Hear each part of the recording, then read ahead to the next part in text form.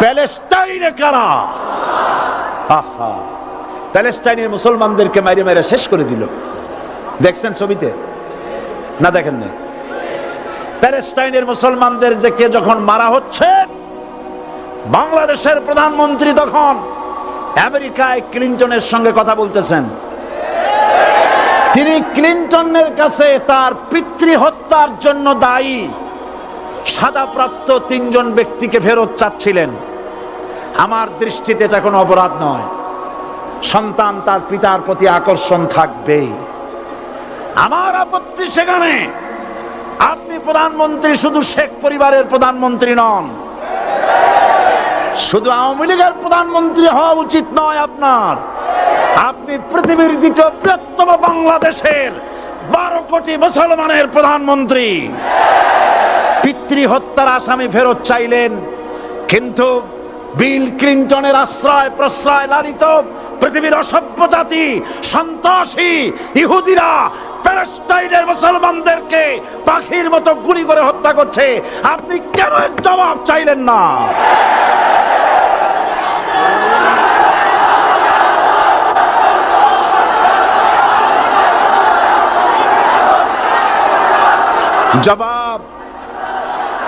জবাব আপনি চাইতে পারবেন না, কারণ মুনাফিকদের সাহস হয় না, সাহস হয় মুমিন ব্যক্তি। বিল ক্লিনটনকে বলা দরকার ছিল, এই ইসরায়েলকে তোমরাই বসিয়েছো, মধ্যপ্রাচ্যের বিষ ফোড়ায় পরিণত করেছো তোমরা। তবে হ্যাঁ, যুরিবাত আলাইহিমুয যিল্লাতু ওয়াল মাসকানা ওয়া বাউ বিগাদাবিন মিনাল্লাহ। আল্লাহর গজব আসবে, ইহুদিরা পৃথিবী থেকে নিশ্চিহ্ন হবেই হবে ইনশাআল্লাহ। দেখেছেন তাকায়া, প্যালেস্টাইনে ইসরায়েলিরা হেলিকপ্টার, গানশিপ, কামান, বোমা নিক্ষেপ করছে, আর প্যালেস্টাইনের শিশু কিশোর যুবকেরা ইহুদিদের নিক্ষিপ্ত বোমা আর কামানের মোকাবেলা করতেছে পাথর দিয়ে। আমি আমার অন্তরের অন্তঃস্থল থেকে ধন্যবাদ জানাই, মোবারকবাদ জানাই খালিদ বিন ওলীদের উত্তরসূরি, খাব্বাব খোবাইবের উত্তরসূরি প্যালেস্টাইনের ওই সব যুবকদেরকে, যারা কাফের বেঈমান ইহুদিদের মোকাবেলা করতেছে ইট আর পাথর দিয়ে। আর আমি আমার অন্তরের অন্তঃস্থলের সমস্ত ঘৃণা দিয়ে আমি ধিক্কার জানাই পৃথিবীর মুসলিম শাসকদেরকে, যারা মুসলমানদের মার দেখে চুপ করে যারা বসে আছে।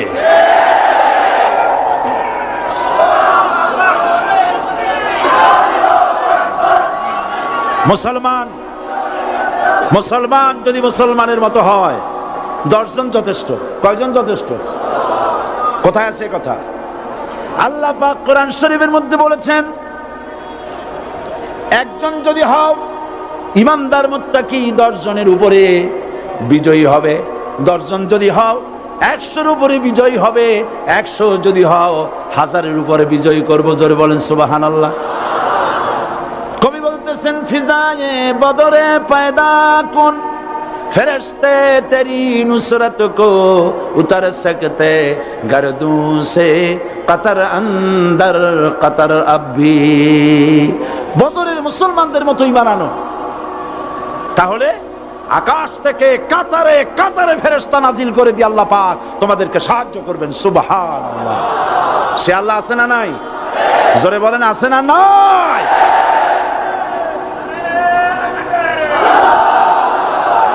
সেই আল্লাহ রাব্বুল আলামিন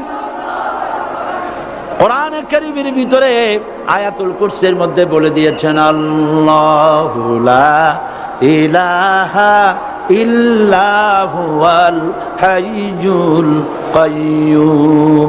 প্রাণ খুলে সবাই পড়েন, বসা মানুষ, দাঁড়ানো মানুষ।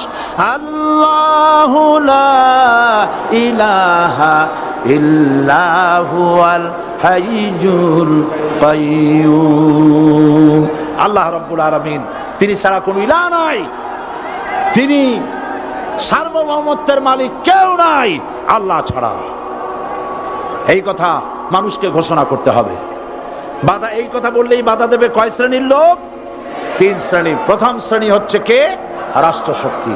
আজও তারা বাধা দিচ্ছে, আল্লাহর আইন দিয়ে দেশ চালাও, তারা তাদের মন মর্জি মোতাবেক আইন দিয়ে দেশ চালাবে। আল্লাহ পাক বলছেন আলা আলাহুল খালকু ওয়াল আমরু, সৃষ্টি যার, আইন চলবে তা।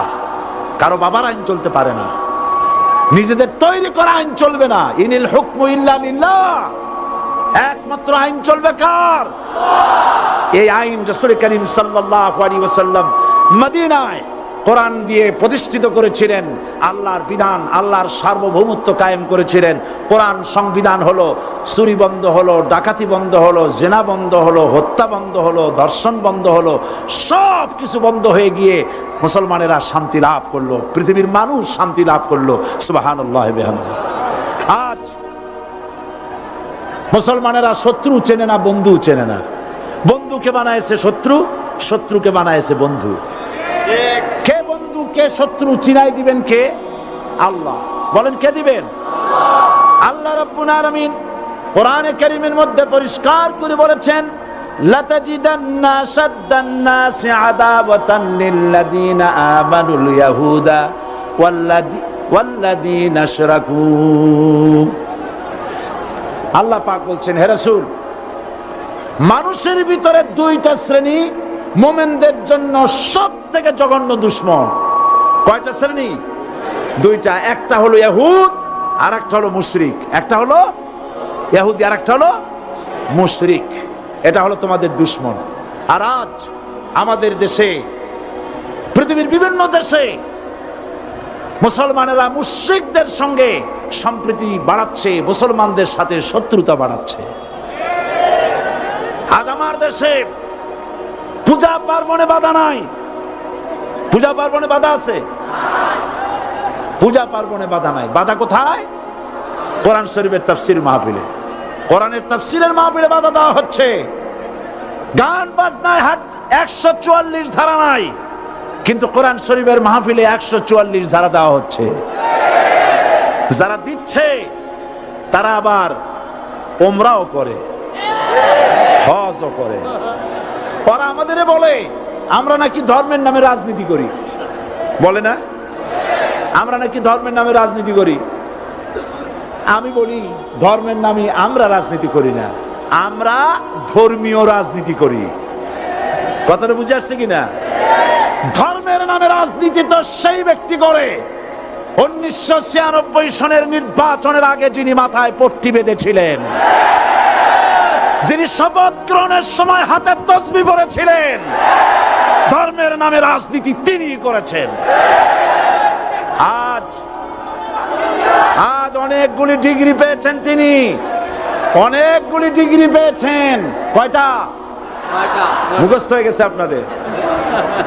শকুনেরা, শকুন যদি গরুর গোশত কিনে খাওয়া লাগতো, 80 টাকা কেজি দরে শকুনে এত গোশত কিনে খাইতে পারতো না। লেখাপড়া করে যদি ডিগ্রি নেওয়া লাগতো, এত ডিগ্রি কপালে জুটতো না। পয়সা দিয়া ম্যানেজ করা ডিগ্রি। কিন্তু 9টা নিলে কি হবে? আসল ডিগ্রিটা এখনো বাকি আছে। আসল ডিগ্রি কোনটা? নির্বাচনের আগে পট্টি বেঁধে তসবিহ নিয়ে গোটা জাতিকে যে সফলভাবে প্রতারণা করতে আপনি পেরেছিলেন, মহা প্রতারক হিসেবে সেই ডিগ্রি আগামী নির্বাচনের মোক্ষম সময় জনগণ আপনার গলায় পরায় দেবে।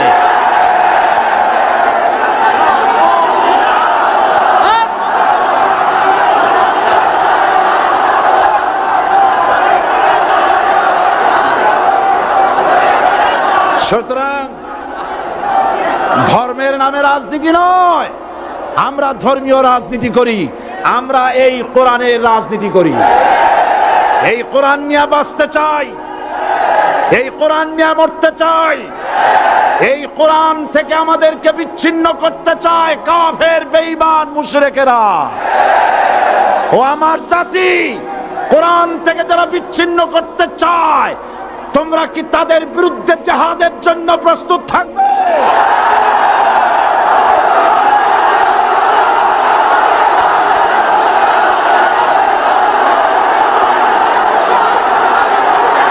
বসেন, বসেন, বসেন, বসেন। বসুন। আমি বুঝতে পেরেছি বিষয়টা কি। আসরের পরের থেকে বসা তো, সুযোগ পাইয়া খাড়া হইয়া কোমর সোজা করলেন। বসেন সবাই, বসেন। কোমর সোজা হয়ে গেছে, বসেন। এত বড় মাহফিল, জীবনে আর একটা পাবো নিশ্চয়তা আছে কি? জোরে বলেন, আছে?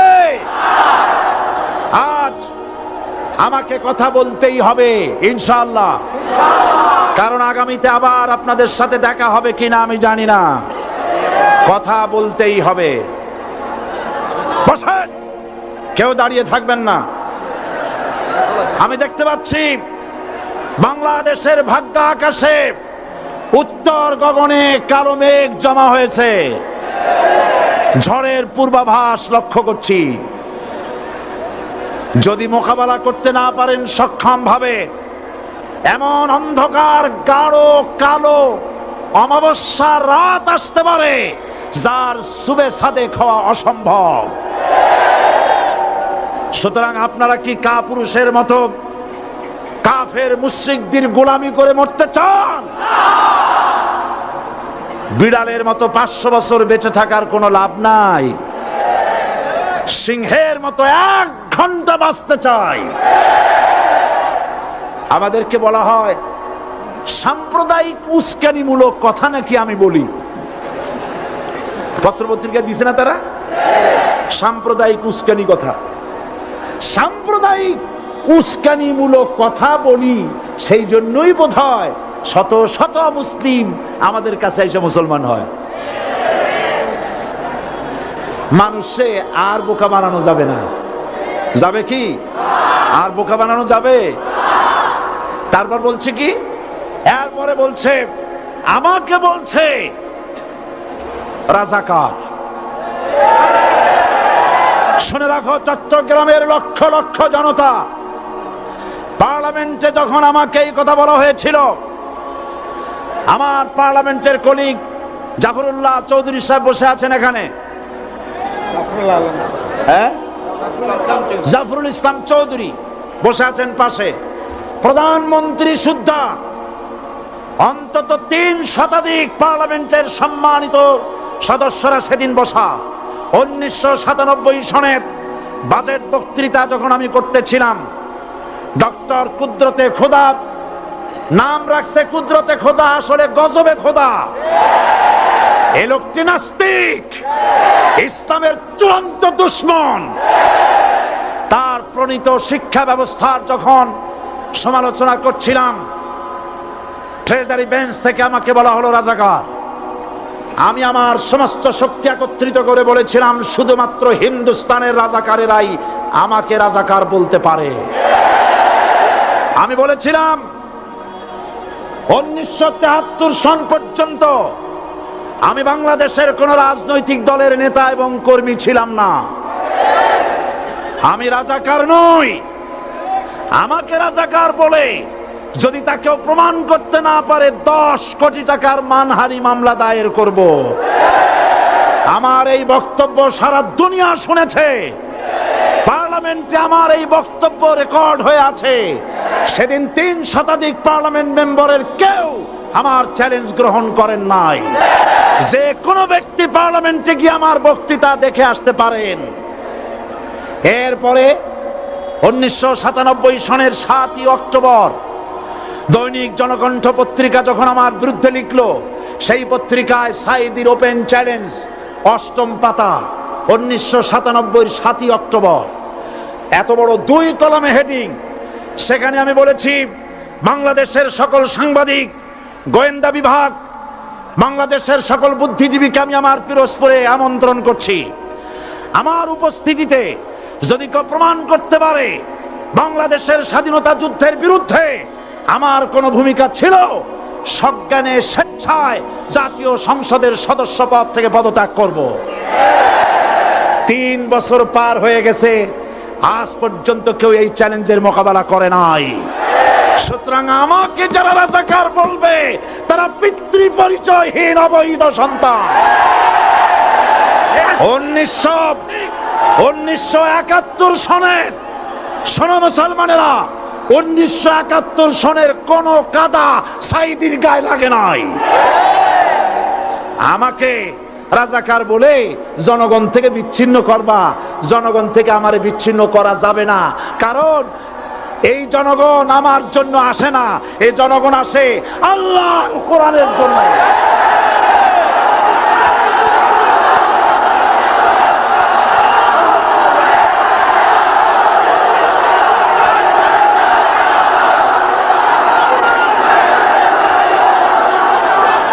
আজকে আর যারা ইসলামের কথা বলে, যারা ইসলামের কথা বলে তারাই রাজাকার, তারাই মৌলবাদী। মৌলবাদী বললে আমরা অসন্তুষ্ট হই না, কারণ মৌলবাদী শব্দটা আসছে মূল থেকে। মৌল শব্দ এসেছে মূল থেকে। মূলবাদী তার মানে যারা মূলে আছে। মূল হলো কোরআন, মূল হলো হাদিস, মূল হলেন আল্লাহ, মূল হলেন আল্লাহ রসুল। আমরা আছি মূলে। এখন বলেন তো মূলের শক্তি বেশি না আগার শক্তি বেশি? আমাদের যারা মৌলবাদী বলে ওরা হলো আগাবাদী। মূলে আছে কত কোটি? 12 কোটি। মূলে আছে কত কোটি? আর আমাদের যারা মৌলবাদী বলে ওই থাকো গাছের আগায়, আমরা মূলে। লাফালাফি বেশি করবা না, 12 কোটিতে গাছের গোড়া আসতে নানা দেবে, মামু বাড়ি দিল্লি গিয়ে পড়বা, বাংলার জমিনে জায়গা হবে না। এ কথা বিশ্বাস করো। বাংলাদেশের মুসলমানদের শরীরে এক বিন্দু রক্ত থাকতে শয়তানের তৈরি করা ধর্ম নিরপেক্ষ মতবাদ বাংলার জমিনে কায়েম হতে দেওয়া হবে না, হবে না।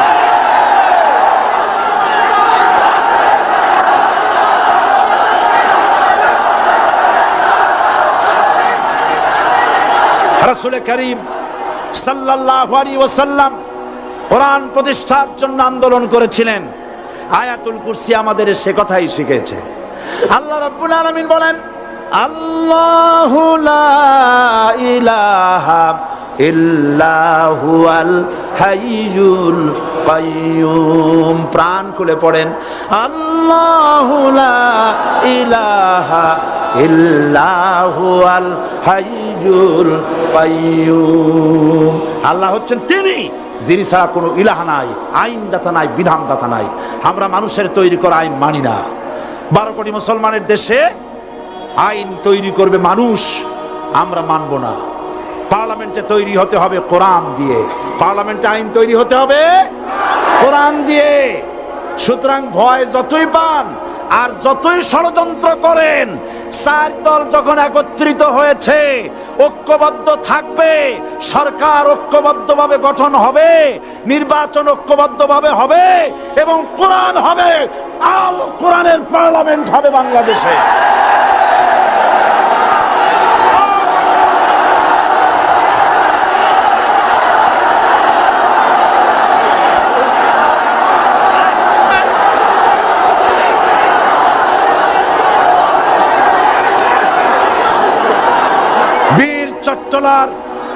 বীর চট্টলার মুসলমানেরা, বীর চট্টলার মুসলমানেরা স্বাধীনতার ঘোষণা এই চট্টগ্রাম থেকে স্বাধীনতার মহান ঘোষক প্রেসিডেন্ট জিয়াউর রহমান সাহেব দিয়েছিলেন। এই চট্টগ্রাম থেকেই ইসলামী রাষ্ট্রের ঘোষণা হবে।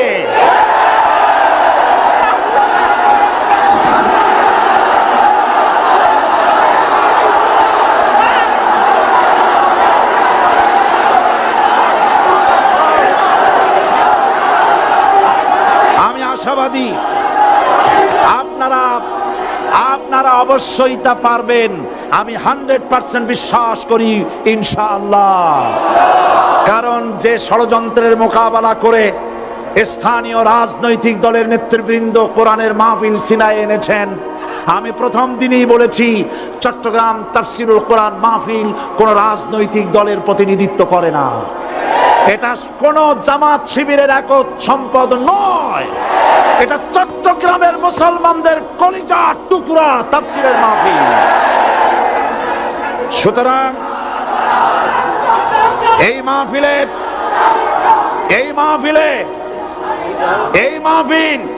চট্টগ্রামে থাকবে ইনশাআল্লাহ কিয়ামত পর্যন্ত। 144 ধারা 288 হয়ে গেছে, ষড়যন্ত্র পায় পায় চলে গেছে। আমি ওই সব ছেলেদের বলি, সরকারি দলের ছাত্র হইয়া মুসলমানদের বিপক্ষে যাইও না। এদেশের ভাগ হয়ে গেছে দুটো শিবির, বোঝাই যাচ্ছে। একদিকে ভারতের পা চাটা গোলাম নাস্তিক মোরতাদ শ্রেণীর বুদ্ধিজীবী এবং তাদের মদতপুষ্ট সরকার, আর একদিকে ইসলামী শক্তি, ইসলামী দল আর দেশপ্রেমিক জাতীয়তাবাদী শক্তি। একদিকে হিমালয় পাহাড় আর একদিকে সূচো ইঁদুর। আল্লাহ বিজয় দেবে মুসলমানদের। কাদের বিজয় হবে? বাংলাদেশে কোরআনের রাজ কায়েম হোক, তাকে আপনারা চান? কারা কারা চান দু হাত উঁচু করে দেখান। দাঁড়াবেন না, দাঁড়াবেন না।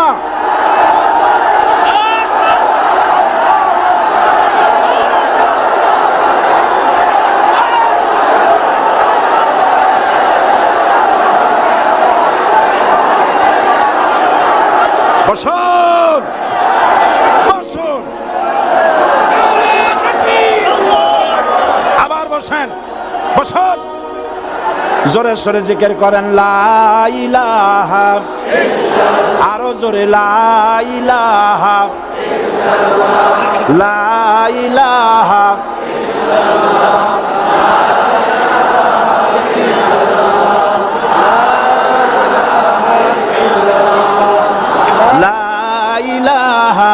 ইল্লাল্লাহ, লা ইলাহা, লা ইলাহা ইল্লাল্লাহ মুহাম্মাদুর রাসূলুল্লাহ। যারা যেখানে দাঁড়িয়েছেন বসুন। তিন শ্রেণীর লোকেরা আল্লাহর কালেমায় বাধা দিয়েছে। কয় শ্রেণী? একটা হলো রাষ্ট্রশক্তি, দুই নম্বরে মনে আছে ধনাঢ্য পুঁজিপতির গোষ্ঠী, ওরাও বাধা দিয়েছে। কারণ ইসলামকে বলা হয় পুঁজিবাদের আশ্রয়স্থল। নাউজুবিল্লাহ। সর্বপ্রথম ইসলাম কবুল করেছে কারা? ধনীরা না গরিবরা? কারা? গরিবেরা। সুতরাং ধনাঢ্য ব্যক্তিরা মনে করলো যে আমাদের তো সর্বনাশ হয়ে যাবে, আমরা দাস দাসী ধরে রাখতে পারবো না, আমরা মানুষকে শোষণ করতে পারবো না, যে নতুন কলেমার দাওয়াত আসছে। সুতরাং সরকারের হাতকে তারা পয়সা দিয়া শক্ত করেছে আর বলেছে যত টাকা লাগে এই লোকগুলারে ঠ্যাঙ্গান। আজও আছে কিনা? তা আছে কিনা? তিন নম্বরে বাধা দিয়েছে ধর্মের নামের এক শ্রেণীর কায়েমি স্বার্থবাদী শক্তি, যার সম্পর্কে সূরা তাওবায় আল্লাহ পাক বলেছেন ইন্না কাসীরাম মিনাল আহবারি ওয়ার রুহবান লা ইয়াকুলুনা আমওয়ালান নাস বিল বাতিল ওয়া ইয়াসুদ্দুনা আন সাবিলিল্লাহ। ইহুদি আহলে কিতাবদের মধ্যে এক শ্রেণীর বুজুর্গ ধরনের লোক, দরবেশ জাতীয় লোক, যারা নাকি মানুষের সম্পদকে বাতিল পন্থায় ভক্ষণ করে, ওয়াসুদ্দুনা আন সাবিলিল্লাহ, এবং আল্লাহর রাস্তায় চলার জন্য মানুষকে বাধা প্রদান করে। এত বড় বিশাল মাহফিলে আপনি দাঁড়ায়া কোন মানুষকে কষ্ট দিবেন না, জায়েজ নাই। মুসলমানদেরকে কষ্ট দেওয়া কবিরা গুনাহ। বুঝতে পেরেছেন? যে যেখানে দাঁড়িয়েছে আপনারা বসা মানুষেরা তাদেরকে বসায় দেন। সুতরাং এই কালেমার দাওয়াত যখন হযরতে মুসা আলাইহিস সালাম দিলেন, ফেরাউন বলল আমি তো জানি না যে আমি ছাড়া আরো কোন ইলাহ আছে, আইনদাতা তো আমি, তুমি নতুন কোথা থেকে আইনদাতা নিয়ে আসছো? ফেরাউন বলছে দেখো আমারে বাদ দিয়া যদি অন্য কাউকে ইলাহ বলে তুমি মানো আর সেই শিক্ষা যদি যে জাতিকে দাও, তাহলে আমি তোমাকে ধরে লাআজআলান্নাকা মিনাল মাসজুনিন, আমি তোমাকে কারারুদ্ধ করব, আমি তোমাকে জেলখানায় ঢুকিয়ে দেব। রাষ্ট্রশক্তি প্রথম বাধা দিল কারা? বলেন সবাই। সেই বাধা কি ওখানে শেষ হয়েছে না এখনো আছে? আছে কিনা জোরে বলেন। আমি তোমাকে জেলখানায় ঢুকাবো। হযরতে মুসা আলাইহিস সালাম বলেন ফেরাউন রে, জেলের ভয় আমি করি না, আমার কি জেলের ভয় দেখায়া লাভ নাই, আমি আল্লাহ পাকের পয়গম্বর হযরতে মুসা আলাইহিস সালাম। ফেরাউনের দলবল আছে, লোক লস্কর আছে, তার অস্ত্রের অভাব নাই। আল্লাহ রাব্বুল আলামিন মুসা আলাইহিস সালামের কাছে একটা অস্ত্র দিয়া দিলেন। দিছিলেন কিনা? আল্লাহ পাক হযরত মুসা কি বলেছেন, ওয়া মা তিলকা বিয়ামিনিকা ইয়া মুসা। মুসা রে, তোমার হাতে ওটা কি? মুসা আলাইহিস সালাম বললেন, এটা লাঠি। আল্লাহ পাক বললেন, ফেলে দাও লাঠি। লাঠি ফালায় দিলেন, কি হয়ে গেল? হিয়া হাইয়াতুন তাসআ, লাঠি হয়ে গেল। এখন লাঠি পড়ে সাপ হয়ে গেল। সাপ দেখে নবী ওলি হোক, সাহাবী হোক আর আলেম হোক, সাপ দেখলে ভয় করে না মানুষের? মুসা আলাইহিস সালাম ভয় পাইছে। আল্লাহ রাব্বুল আলামিন হযরত মুসাকে শোনায় দিলেন, খুযহা ওয়া লা তাখাফ সানুঈদুহা সিরাতাহাল উলা।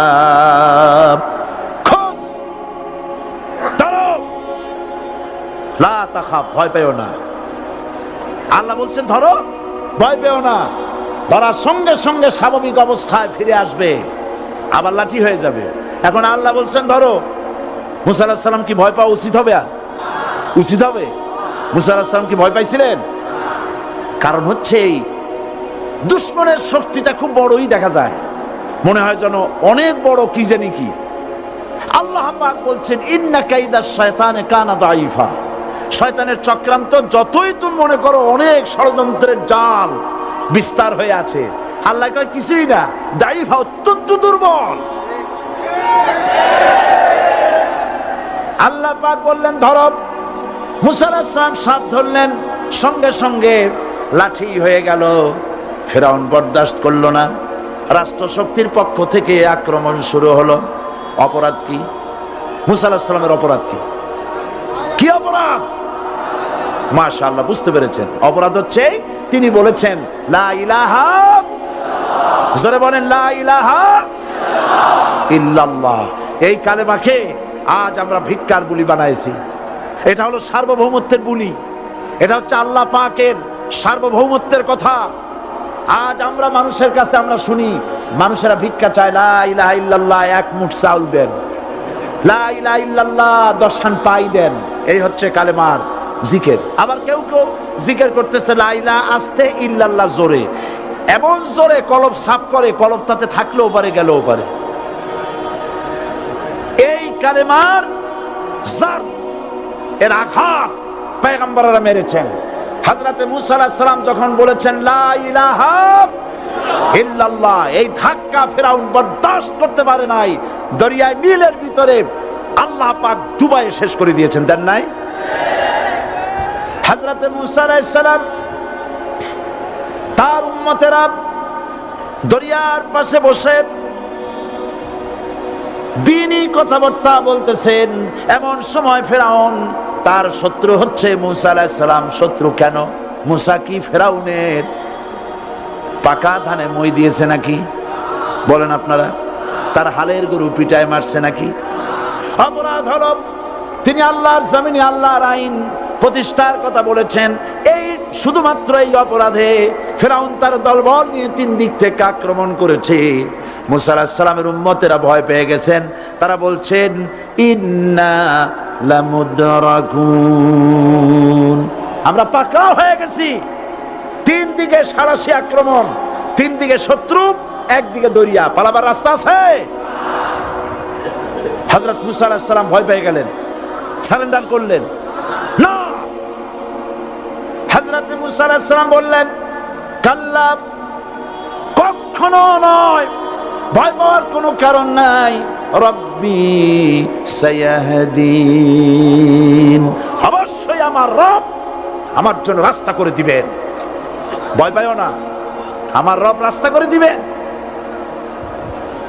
আল্লাহ রাব্বুল আলামিন হযরত মুসা আলাইহিস সালামকে অর্ডার করলেন, হাতের লাঠি দিয়া দরিয়ার উপরে আঘাত করো। হযরত মুসা আলাইহিস সালাম দরিয়ার উপর আঘাত করলেন। রাস্তা ছিল দরকার একটার, এক বাড়িতে আল্লাহর হুকুমে লাঠি দিয়ে একটি আঘাত করার সঙ্গে সঙ্গে হযরত মুসার তার সঙ্গী সাথী দরিয়া পার হওয়ার জন্য দরিয়ার মধ্যে দিয়ে আল্লাহ 12টা রাস্তা পয়দা করে দিলেন। সে আল্লাহ আছে না নাই? এত আসতে বলেন কেন? ভয় পাওয়ার কারণ আছে? রাষ্ট্র শক্তি বাধা দিয়েছে সমস্ত নবীদেরকে। কেন? নবীদের চরিত্র খারাপ? জোরে বলেন, নবীদের চরিত্র খারাপ? নবীদের চাইতে মাসুম, বেগুনাহ, উন্নত চরিত্রের মানুষ আল্লাহর আকাশের নিচে জমিনের উপরে আর হয় নাই। তোমরা যে সামনে তাদের পিছনে দৌড়াও, অমুকের সৈনিক, নেতা নেতা করে মরো, এইসব নেতা যাদের পিছনে দৌড়াও, এই নেতাগুলি, আমি জিজ্ঞেস করি আপনাদেরকে, এই নেতাগুলি জীবনে একবারও জেনা করে নাই? এ ব্যাপারে অনুসারীরা আপনারা কি নিশ্চিত? মিথ্যা কথা জীবনেও কয় নাই, প্রতারণা করে নাই, ঠাট্টা করে নাই, বিদ্রুপ করে নাই, মদ খায় নাই, মানুষ হত্যা করে নাই। কিসের নেতা? নেতা হচ্ছেন সেই ব্যক্তি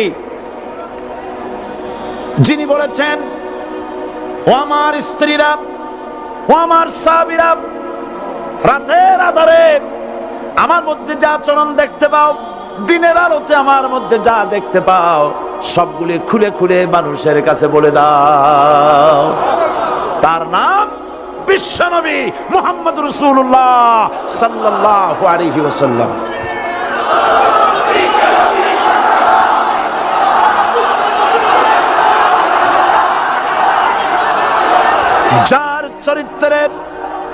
যার চরিত্রের সার্টিফিকেট আল্লাহ রাব্বুল আলামিন নিজে দিচ্ছেন, ওয়া ইন্নাকা লাআলা খুলুকিন আযীম।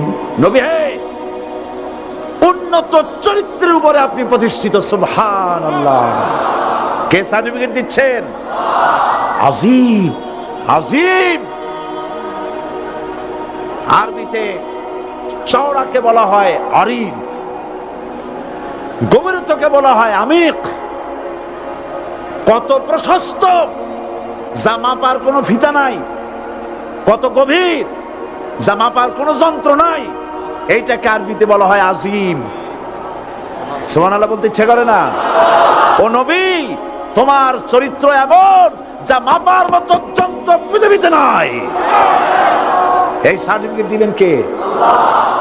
সমস্ত নবীরাই চরিত্রবান, নবীরা মাসুম, বেগুনাহ। সুবহানাল্লাহ বিহামদিহি। সেই নবীরা মার খান নাই? খেয়েছেন কিনা বলেন? কারা মেরেছে? রাষ্ট্র শক্তি। কারা মেরেছে? কারণ নবীরা বলেছেন লা ইলাহা ইল্লাল্লাহ। পড়েন সবাই, লা ইলাহা ইল্লাল্লাহ। আপনিও যদি নবীদের মতো, সাহাবীদের মতো বুঝা এই কলেমার দাওয়াত দেন, বাধা আসবেই। বোঝাবুঝির ব্যাপার, বুঝতেই সারলো। কত মাহফিল হয় বাংলাদেশে, হয় না? কোনো বাধা নাই, ঠিক কিনা? কত পূজা হয়, পার্বণ হয়, গান হয়, থিয়েটার হয়, গুনাহগার বিবির গান হয়, কত কিছু হয়। কোনো বাধা আছে? তাফসীরের মাহফিলে বাধা।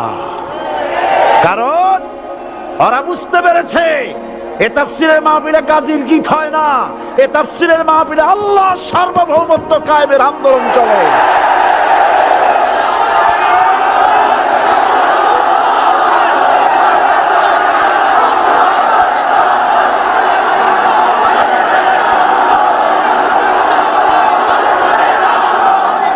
এবার দেখুন, এবার কলেমা বোঝেন, কালেমা বুঝুন।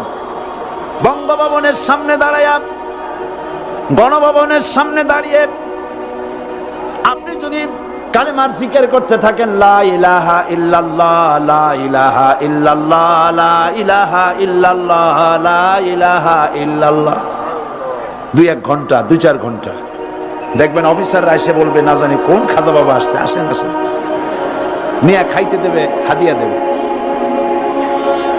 যেহেতু যিনি পড়তেছেন উনি বোঝেন না কি বলতেছেন, আর যারা দাওয়াত দিয়ে নিয়ে গেল ওরা টের পাই নাই যে কি শুনে দাওয়াত দিতেছে। কিন্তু আপনি যদি বঙ্গভবন, গণভবন, সেক্রেটারিয়েট, পার্লামেন্ট এর ভিতরে ঢুকে যদি বলেন, কোন মানুষের তৈরি করা আইন মানি না, কোন সরকারের সার্বভৌমত্ব স্বীকার করি না, কারো বিধান মানি না, কারো তৈরি করা আইনের সামনে মাথা নত করি না, আল্লাহ ছাড়া কারো বিধান মানি না, হাদিয়া আসবে, খাইতে দেবে, পকেটে টাকা দেবে, খাওয়াবে এক জায়গায় নিয়ে। কোন জায়গায়? লাল জায়গায়। বোঝাবুঝি পেগম্বরেরা দাওয়াত দিয়েছেন আয়াতুল কুরসি ফরজ নামাজ পড়িয়া। দেখছি অনেকেই জামার বুতাম টুতাম খুলে তারপর জোরে একটা ফু দেন। অসুবিধা নাই, ফু আপনি দেন, কিন্তু কি মনে ফু দিচ্ছেন আপনি কি বুঝছেন কিছু? সুবহানাল্লাহ। বুঝবি কি এই চেহারা হয়? এতগুলো মানুষ লাগে নাকি বিপ্লব করতে, কালেমার রস কায়েম করতে? 313 জন মুসলমান যথেষ্ট পৃথিবীতে।